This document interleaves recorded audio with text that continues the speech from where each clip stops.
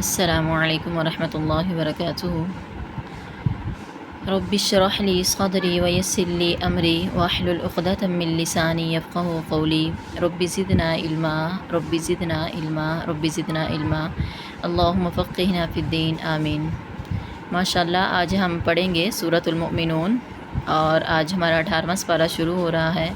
الحمدللہ اللہ کی توفیق اور مدد سے اللہ تعالیٰ اپنے بندے کی ایسے ہی مدد کرتا ہے جب انسان کچھ کرنے کا ارادہ کر لیتا ہے، اور کتنے ہی ایسے لوگ ہیں جنہوں نے ہمارے ساتھ شروع کیا لیکن وہ ہمارے ساتھ جو ہے وہ مکمل نہیں کر سکیں گے، اور کتنے ہی ایسے لوگ ہیں جن کو اللہ تعالیٰ مکمل کرنے کی توفیق عطا فرمائے گا، اور سب تعریفیں اللہ ہی کی ذات کے لیے ہیں۔ جی تو آج ہم پڑھیں گے سورۃ المؤمنون۔ سورۃ المؤمنون مکیہ، بسم اللہ الرحمن الرحیم، اللہ کے نام کے ساتھ جو بڑا مہربان نہایت رحم والا ہے۔ قد افلح المؤمنون، قد تحقیق، اور قد کا معنی یقیناً بھی ہوتا ہے، یقیناً فلاح پا گئے، المؤمنون مومن، فلاح کا معنی ہوتا ہے کامیاب ہو جانا، یقیناً مومن کامیاب ہو گئے۔ الذین هم فی صلاتہم خاشعون، وہی الذین وہ جو، ہم وہ، اگر ہم اس کا الگ الگ ترجمہ کرتے ہیں، الذین وہ جو، الذین کا اصل معنی ہوتا ہے جو، الذین جو، ہم وہ، پھر ہم اس کا اکٹھا ترجمہ کریں گے ان دونوں کا، وہی ہیں الذین، یہ مومن، المومنون کے پیچھے بات ہو رہی تھی نا، اللہ تعالیٰ کہتے ہیں مومن کامیاب ہو گئے۔ الذین ہم، یہ وہی ہیں، فی صلاتہم، جو اپنی نمازوں میں، خاشعون، عاجزی اختیار کرتے ہیں، خشوع اختیار کرتے ہیں، گڑ گڑاتے ہیں۔ والذین ہم، اور وہی جو، عن اللغو، بیہودہ چیزوں سے، معرضون، منہ پھیرتے ہیں۔ والذین ہم، اور وہی جو، للزکوٰۃ، پاکیزگی اختیار کرنے کے لیے، فاعلون، نیک عمل کرتے ہیں، یا آپ اس کا ترجمہ بھی جو آپ سمپل کر سکتی ہیں، اور وہ جو زکوٰۃ ادا کرتے رہتے ہیں۔ فاعلون کا مطلب ہے کہ ان کی یہ عادت بن چکی ہے، ان کے عادت میں یہ بات شامل ہو گئی ہے کہ وہ اپنے مال کی زکوٰۃ دیتے ہیں تاکہ مال بھی پاک ہو جائے اور ان کا نفس بھی پاک ہو جائے۔ جب نفس پاک صاف ہو جاتا ہے تو پھر انسان کامیاب ہو جاتا ہے۔ تو اللہ تعالیٰ کہتے ہیں والذین ہم، اور وہی ہیں جو، للزکوٰۃ، فاعلون، زکوٰۃ ادا کرتے ہیں۔ والذین ہم، اور وہی ہے جو، لفروجہم، اپنی شرمگاہوں کی، حافظون، حفاظت کرتے ہیں، الا علی ازواجہم، سوائے اپنی بیویوں پر، او یا پھر ماں جو، مالکت، مالک ہوئے، ایمانہم، ان کے دائیں ہاتھ، یا پھر جن کے مالک ہیں ان کے دائیں ہاتھ، ان کے جو ہے نا وہ، ان کے ساتھ وہ صحبت اختیار کرتے ہیں۔ تو اللہ تعالیٰ کہتے ہیں وہ اپنی شرمگاہوں کی حفاظت کرتے ہیں سوائے اپنی بیویوں پر اور اپنی لونڈیوں پر جن کو انہوں نے دائیں ہاتھ سے خریدا ہوتا ہے۔ فإنہم، پس بے شک وہ، غیر ملومین، ملامت زدہ نہیں ہے۔ فمن ابتغی، پس جو تلاش کرے گا، وراء ذالک، ان دونوں کے علاوہ سے، بیوی اور لونڈی کے علاوہ سے کوئی اور راستہ، فاولئک ہم، پس وہی لوگ ہیں، عادون، حد سے بڑھنے والے، اللہ کی حدود کو تجاوز کرنے والے۔ والذین ہم، اور وہی ہیں جو، لاماناتہم، اپنی امانتوں کی، وعہدہم، اور اپنے وعدوں کی، راعون، پاس رکھتے ہیں، لحاظ رکھتے ہیں۔ والذین ہم، اور وہی ہیں جو، علی صلواتہم، اپنی نمازوں پر، یحافظون، حفاظت کرتے ہیں۔ اللہ نے پیچھے بھی کہا الذین ہم فی صلاتہم خاشعون، نماز میں عاجزی، گڑ گڑانا، خشوع کا اختیار کرنا، اور پھر آگے اللہ تعالیٰ کہہ رہے ہیں اپنی نمازوں کی حفاظت کرتے ہیں۔ اولئک ہم الوارثون، یہ اللہ نے 9 ان کی مومنین کی خوبیاں بیان کی ہیں، اور اللہ تعالیٰ کہتے ہیں یہی لوگ، اولئک اسم اشارہ بعید ہے تو ہم کریں گے اولئک ہم، وہی لوگ ہیں، الوارثون، جو وارث ہیں، الذین، وہ جو وارث ہیں، الفردوس، فردوس کے، جنت کے مختلف، آپ کو پتہ ہے جنت کے 100 درجات ہیں، اور جنت کے 100 درجات جو ہیں، درجے کا مطلب آپ منزل کہہ سکتی ہیں کہ جنت کی 100 منزلیں ہیں، اور جو سب سے بہترین جنت کی منزل ہے اور جو اللہ کے عرش کے نیچے منزل ہے جنت کی، وہ ہے جنت الفردوس۔ تو اللہ تعالیٰ کہتے ہیں الذین یرثون الفردوس، وہی لوگ ہیں جو جنت الفردوس کے وارث ہوں گے، ہم فیہا خالدون، وہ اس میں ہمیشہ رہنے والے ہیں۔ وَلَقَدْ خَلَقْنَا الْإِنسَانَ مِنْ سُلَالَةٍ مِّن طِينٍ وَلَقَدْ اور البتہ تحقیق ہم نے پیدا کیا انسان کو من سلالۃ خلاصے سے، نچوڑ سے، من طین مٹی کے۔ اللہ تعالیٰ کہتے ہیں ہم نے انسان کو مٹی کے نچوڑ سے پیدا کیا ہے، یا مٹی کے خلاصے سے پیدا کیا ہے، یا مٹی کی بہترین چیز جو باقی رہ جاتی ہے اس سے پیدا کیا ہے۔ ثم جعلناہ نطفۃ پھر ہم نے اس انسان کو بنا دیا نطفہ فی قرار مکین ایک محفوظ ٹھکانے میں۔ ثم خلقنا النطفۃ پھر ہم نے بنا دیا نطفے کو علقۃ ایک لوتھڑا۔ فخلقنا العلقۃ پھر ہم نے اس لوتھڑے کو بنا دیا مضغۃ بوٹی۔ علقہ کا معنی آپ جو ہے وہ جمع ہوا خون بھی کر سکتی ہیں کہ ہم نے انسان کو پیدا کیا، پھر ہم نے پیدا کیا نطفے کو، اور علقۃ ایک نطفے کو ہم نے جمع ہوا خون بنا دیا۔ فخلقنا العلقۃ پس ہم نے پیدا کیا علقہ یعنی جمع ہوئے خون کو مضغۃ ایک بوٹی بنا دیا۔ فخلقنا المضغۃ پھر ہم نے بنا دیا بوٹی کو عظاما ہڈیاں۔ فکسونا العظام پھر ہم نے پہنا دیا العظام ہڈیوں کو لحمن گوشت۔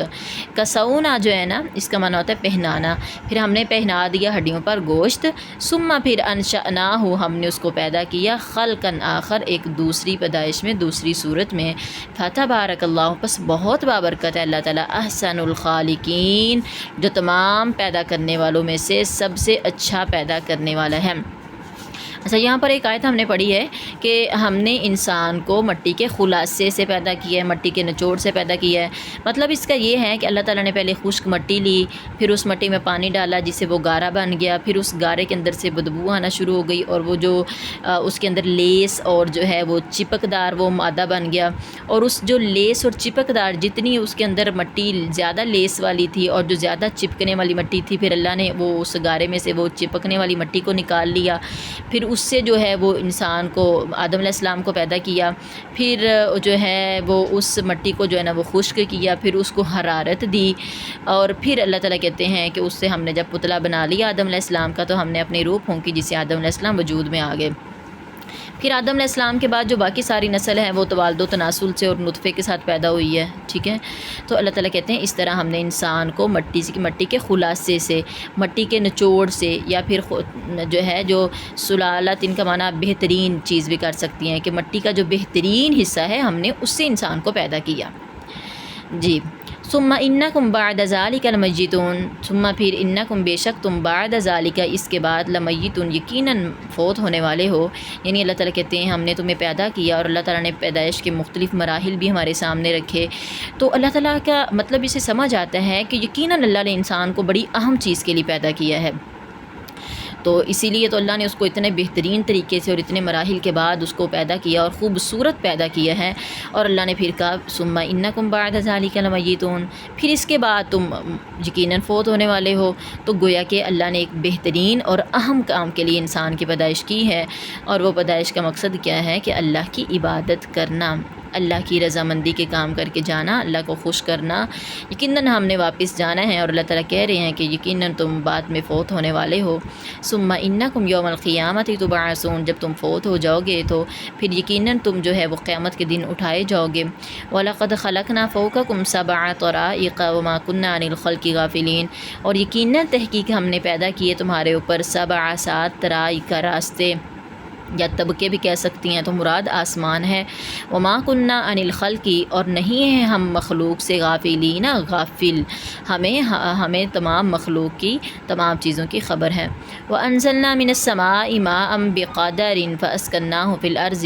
وانا على ذهاب به لقادرون وانزلنا اور ہم نے اتارا آسمان سے پانی بقدر ایک اندازے کے مطابق، فاسكناه پس ہم نے اس کو ٹھہرا دیا فی الارض زمین میں، وانا اور بے شک ہم علی ذہاب بہ اس پانی کو لے جانے پر لقادرون یقیناً پوری قدرت رکھتے ہیں۔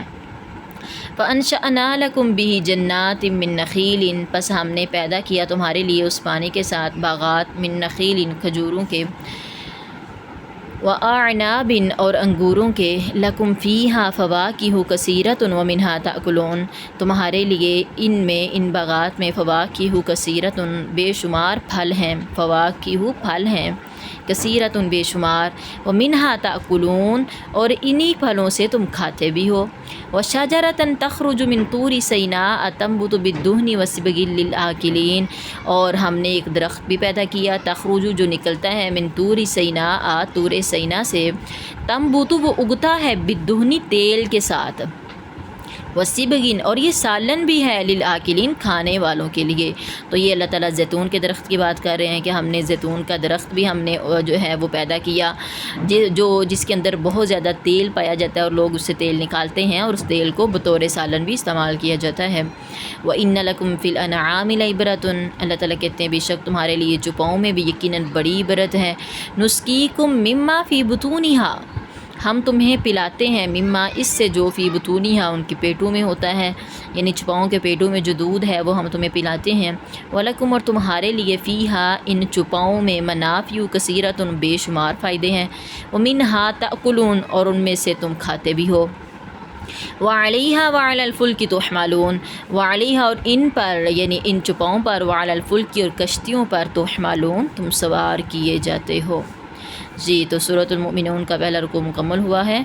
اور اللہ تعالیٰ سے دعا ہے کہ اللہ تعالیٰ ہم اس کو پڑھنے کی اور اس پر عمل کی توفیق عطا فرمائے۔ تو اس میں سے جو آپ کا سبق ہے وہ یہ ہے کہ آپ نے اللہ تعالیٰ نے جو مومنین کی خوبیاں بیان کی ہیں آپ نے ان کو یاد کرنا ہے، اور یاد ایسے کرنا ہے کہ آپ نے اس کی 11 آیات، سورۃ المؤمنون کی جو شروع والی 11 آیات ہیں آپ نے ان کو زبانی یاد کر لینا ہے، ٹھیک ہے، تاکہ آپ کو جو ہے یہ یاد رہیں کہ مومنین کے اندر کون سی خوبیاں ہیں جن کو اللہ تعالیٰ پسند کرتے ہیں، اور ہمیں ان خوبیوں کو اپنے اندر اپنانا ہے، اور اسی طرح پھر آپ کو جب قرآن مجید یاد ہوگا تو نمازوں میں بھی تلاوت کی جا سکتی ہے۔